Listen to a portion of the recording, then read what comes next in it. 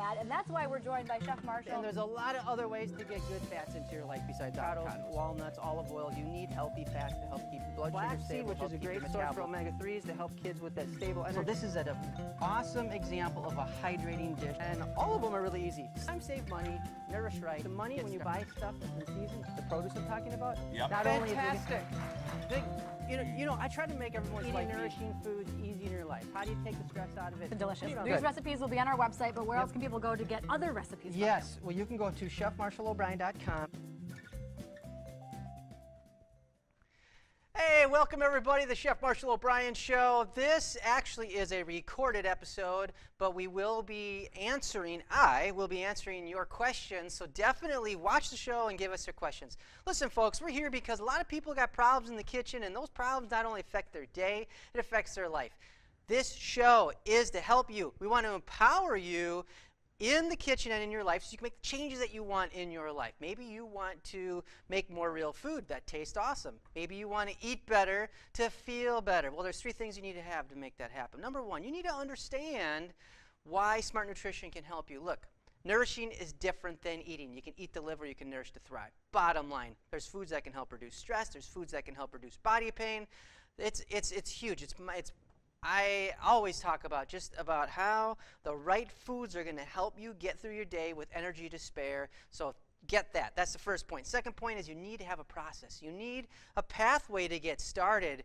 So that's why we've got our Smart Nutrition Workbook. It's a solution if you're looking for a way to get started with the process. Check it out right now. And actually, if you go to our website, you can get the Smart Nutrition Workbook. And actually, if you get that along with our cookbook, you can get it using the promo code SMARTNUT2, the number 2. Third thing you need to have to make it happen is you need tools and resources to help you along the way, like this show. Recipes, tips, questions, answers. We got it for you. Get the cookbook. That's another great solution for those tools. So that's what you can do to make life easier in the kitchen. And the bottom line, folks, is if you want to take control of your life, start in the kitchen and have a plan. It's Thursday night, end of the week. What is your plan as you go into the weekend? I hope you got a plan. You're going to have this recipe be part of your plan. Get your plan together, get your groceries, prep your meals. Maybe you do it all at once or you do it throughout the weekend by yourself with friends, family, whatever it takes. Make it happen so when you wake up Monday morning, ding, ding, ding, ding, ding, you've got a sense of confidence and comfort because you know what you're having for breakfast. You've got your lunch ready. You know what you're having for lunch. You know when you get home at night after a long day, you can easily assemble a dinner because you put it together thanks to that plan you did last week and this past weekend. So that's how it happens. Speaking of plans, speaking of recipes, I got an awesome, simple, delicious recipe that I want to show you how to make. We're going to have a penne with Italian sausage and kale, and it doesn't get any simpler than this. Fabulous recipe. Great make-ahead recipe if you want for lunch or dinner. If you could do it for dinner, you just do a quick assembly. You could have your pasta already heated, already cooked, and then just heat it up and then toss it together. I'll show you how to do that. I'll show you how to do it right now. Let's get started with the ingredients. I'll show you what we have here, starting with some, I like the hottest Italian sausage. You can use mild. Well, any case, whatever you use, we have Italian sausage with a little olive oil. We're going to use some onions and garlic. We have kale, and then we have some butter, salt, and pepper, and some onions with our penne pasta that I actually cooked ahead. That is simple, all right? So let's do this. Let's make it happen. If you got questions, put them in the question fields on the Facebook page, and I will follow up, or I will mysteriously follow up. Well, you will get answers to your questions, definitely. Food questions, cooking questions, shopping questions. Let's get started questions. Hot pan, important to have. Let's do it. We got our pan warming up here. Make sure you got a hot pan, because if you don't have a hot pan, you throw food in there, especially like a protein-rich food, it's going to stick and it's going to be a mess, and you're going to be bummed out. So make sure the pan is hot. That's hot. Just burned my hand. Yes, you got a question. I got an answer. Speaking of questions, Melanie says, could you use any other pastas or spaghetti in place of the penne? Could we use any pasta or spaghetti in place of the penne? Absolutely. Look, I love giving flexible recipes, and I want to make sure that whatever it takes to get these recipes into your life, you do. If you want to use spaghetti instead, if you want to use whatever kind of pasta. Maybe you want to go with spaghetti squash. I don't care. That sounds great. I shouldn't say I don't care. I always get flack from my daughter about that. I do care. I just want you to make it happen. All right, we've got a hot pan, shimmering hot pan. I got the oil. We're going to add the Italian sausage in there. First thing you want to do, break it up. Celeste is wondering, what are some other meats you could recommend instead of the Italian sausage? Well, you could do some chicken in here instead of the Italian sausage. Maybe you want to go vegetarian style with some firm tofu, maybe some chickpeas or cannellini beans to keep the Italian theme going. Definitely could do that. I say that sounds like a great idea. You could do some thinly sliced beef in there if you wish, or thinly sliced pork loin type of thing. A lot of ways you could, a lot of things that you could do to add if you didn't want to do Italian sausage. If it's a spice thing, like you like the ground meat thing, you just don't like the spice, well, just do some ground beef or ground turkey. So we're cooking up our Italian sausage here. It might take a couple minutes. And while we're doing that, I'm going to finish slicing up the kale. We're going to have some thinly sliced kale. We're also going to, oh, actually, before I do that, I'll take that back. We're going to cut up some onions here. Whether I cut up the onions first or the kale first really doesn't matter. We're going to slice up that. We're going to peel the onions. You want about a half a cup in your pan. Now you can hear the sizzling pan there. You want to make sure that spoon isn't blazing hot when you grab it off of your pan again, okay? Because that doesn't feel very good. So really pay attention. Really pay attention to if your spoon handle isn't too hot. I want you to make sure you don't burn yourself. That's why having a spot that you can put the spoon back off to the side is always a good thing. So we have our sausage cooking there. It's going nice and good. We're going to go back to slicing up some of our onions here. Veronica's wondering, could I use other greens instead of kale? You absolutely can use other greens instead of kale. Kale is a hardy green, and it's going to take some time to cook. So if you decide to use spinach, for example, it's going to cook in a matter of seconds. So you literally wilt it, take it off the heat, it's ready to go. You could use Swiss chard if you want. I think that's a great idea. If you like the idea of using kale because you've heard how great it is and you want to get more kale into your life, but maybe the firmness of it's a little too much or the metallic taste when it's raw is a little too much, baby kale is a great solution. Easy to use. It will cook in half the time. It doesn't have that metallic taste. So flexible on that. Great question on that. So as you can see, we're browning up the kale here. We're browning up the kale. We're not browning up the kale. I haven't even cut the kale yet. We're browning up the sausage, as I was saying. Celeste asks, are there any other, oops, wrong question. That's the best kind of question, the wrong question, because you never know what kind of answer you're going to get. Oscar is asking, where could you go to find the Italian sausage in stores? Okay, well, that's, you know what, in most grocery stores, you're going to find bulk sausage in with the maybe other specialty meats, and in this kind of case, specialty meats might be sausage links like that. You'll find bulk sausage. Go in there, and you can always ask the butcher, hey, I'm looking for this, help me out, and they're going to help you out in 2 seconds, because that's their job. So our sausage here is almost done. So I'm going to finish, as I was chopping up the onions there, I'm going to finish getting the other ingredients ready, which includes some garlic. And chop the garlic, I'm smashing it on the pan, smashing it on the cutting board as you saw me do there, and I'm peeling off some of this skin, and we're going to chop it up here. With this recipe, if you want to make small pieces or sliced pieces, I think that's totally fine. Really flexible on that. Just be careful that you don't burn the garlic, because the sugar content in the garlic, if it gets too high heat, it can scorch and burn, and then it's going to be bitter, and you're not going to like that. Now we're going to add this to our cutting. We're going to add this to our cutting board. We're going to take the food on the cutting board and add it to. There we go. Add it to our pan, and then we're going to add our kale. We're going to take, now it says 6 cups of kale, and you might be going, holy 6 cups of kale, Batman, that's a lot of kale. It's going to shrivel down and shrink into not even a cup per person, or maybe a cup per person, so it's going to make a lot of sense, you'll see here. It's not going to be a cup per person, is what I'm trying to say. I have a couple pieces here that I will cut up, and I did a bunch right here already. Look at that. I love kale. Yum. Going to add that in here. Jade says that she doesn't have any canola oil at the moment. Is there any other sort of oil she could use, like grapeseed oil? Yeah, you could use grapeseed oil in here. You want to use a mild tasting oil.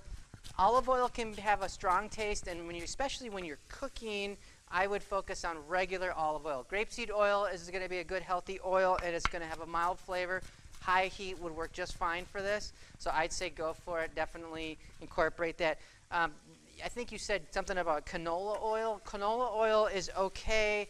I would focus on an expeller press canola oil, and the reason why I say that is, and make it an organic canola oil. Reason being is a lot of conventionally produced canola oil is going to have a high pesticide residue in it, and if you have sensitivities to chemicals and stuff, then you might want to pay attention to that. Jillian, did I answer that question? Yeah, you did. Awesome. All right, at this point we have our kale cooking with our onions. We're going to get some color. We're going to let this just kind of let this cook. It's going to take anywhere from 10 to 15 minutes, but thanks for TV Magic, we'll be done in about 5 minutes. So that'll be kind of nice, but we're letting this cook. Another thing that's kind of neat, you're going to notice, and maybe Gary, we can get a shot on this, is you see this brown stuff on the pan. If you're using a no nonstick pan, so like a regular pan like this, that brown stuff is, they call it fond, and fond equals flavor. So it's flavor from the foods that's sticking, those particles. If you can get those particles off the pan, it's going to bring more flavor and more depth of flavor to what it is that you're cooking. So definitely, and make sure you keep the heat on. I almost turned it off there.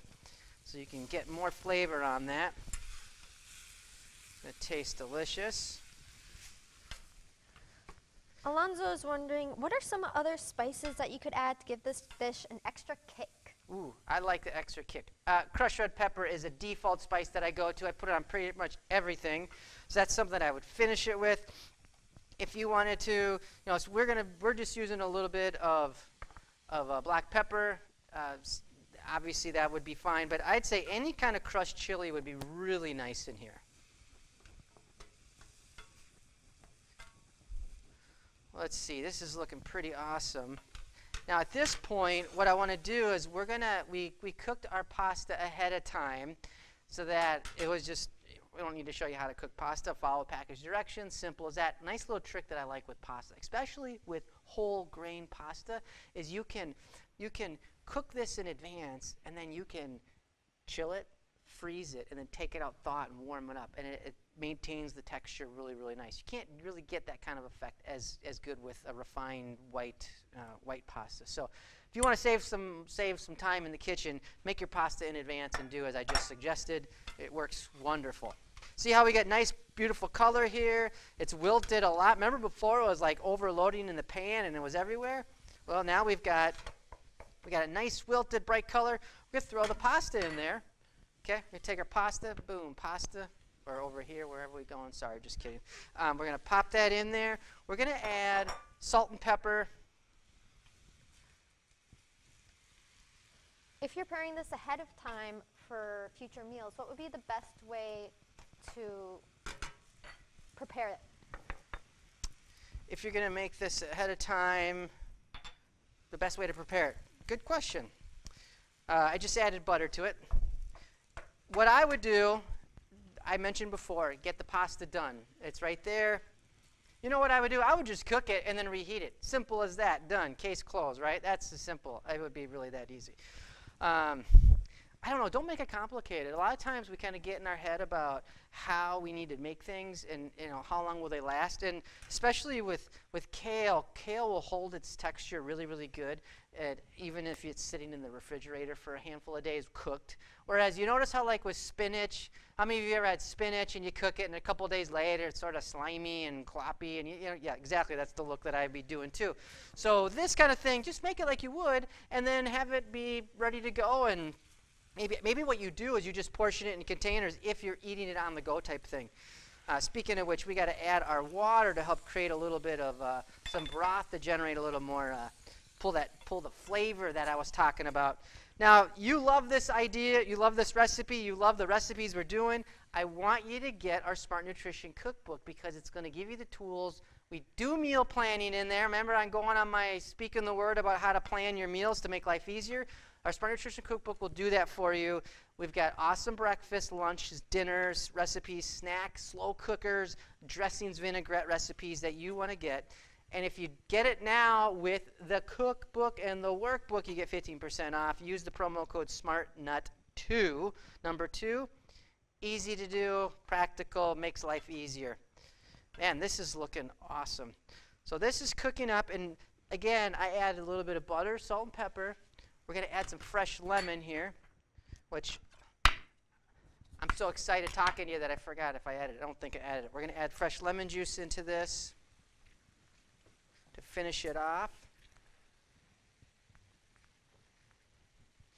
If you want to use fresh lemon juice, I've talked about bottled lemon juice. I'm not a big fan of it. I just think the flavor isn't as nice. What you can do is you can squeeze your lemons in advance and portion the lemon juice into little, like freezer ice cube tray type thing, or a Ziploc baggie, and then put it in the freezer. And now you've got fresh juice you can pull out, thaw out, or just throw a chunk of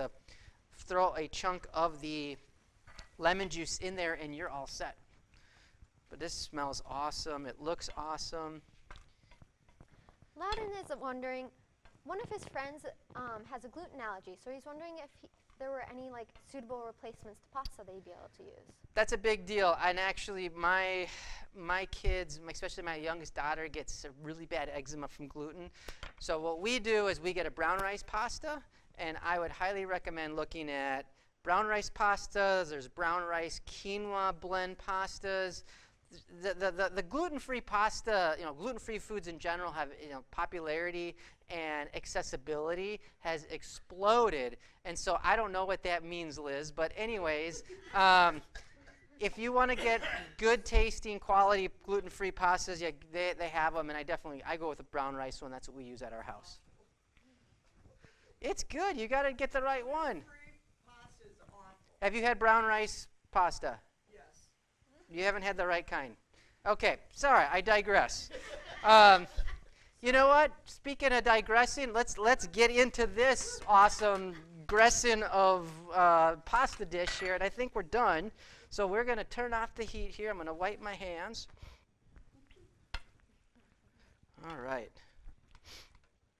Here's the thing. When it comes to gluten-free foods, all jokes aside, 25% of Americans have a gluten sensitivity. It could be anywhere from a sensitivity to full-blown intolerance, even as severe as celiac. But 1% of the population is celiac. Celiac is a crippling disease that can severely make your life miserable and even kill you. Having said that, if you eat gluten food and it doesn't bother you and you feel good, you don't feel lethargic, you don't have body pain in the next day from eating it, then you're fine, okay? Then focus on just having, regular whole wheat pasta and things like that. But you really want to listen to your body. Again, that's what we talk about with our whole Smart Nutrition philosophy. Speaking of which, I want to taste this and see how I like it, and I need a fork. So I'm going to grab myself a fork. And we are going to give ourselves a taste of this. Oh, I can't use a raw pork bowl because I'll probably get trichinosis and die. I know that doesn't happen these days anymore, but pretend I just didn't do that. All right. So we're gonna grab our recipe here, grab our dish here, and give it a taste because this just looks really, really tasty. Smell the aromas. It smells wonderful. Again, simple. Simple. We got some nice spice from the sausage in here. We got beautiful color. We got some great greens in here. And I'm a big sausage fan, so this looks excellent. Give it a taste. Might be a little hot, so make sure you don't burn your tongue, because then if you burn your tongue, you can't taste the flavor anyways. All right.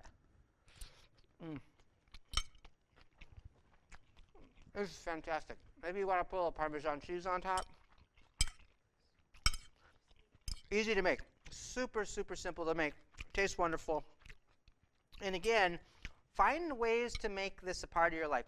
Taking little short steps where maybe you cook the pasta in advance. Maybe you have just buy chopped up frozen spinach or frozen greens that are all ready to go, and then you can just pop them in the pan and they'll cook in 2 minutes rather than 10 minutes. Whatever it takes to get to make scratch meals that taste great and work for you into your life, I say wonderful.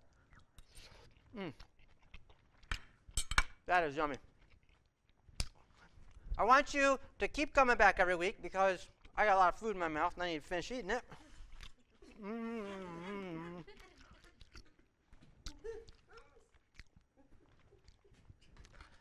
I want you to come back every week where we're going to provide you awesome, delicious, nourishing recipes and help for you to get smart nutrition into your life so that you can make the changes that you want in your life. With this program, you're going to love the way you feel. Again, tune in again, get a great, awesome recipes, get tips to make life easier. I'll see you next time.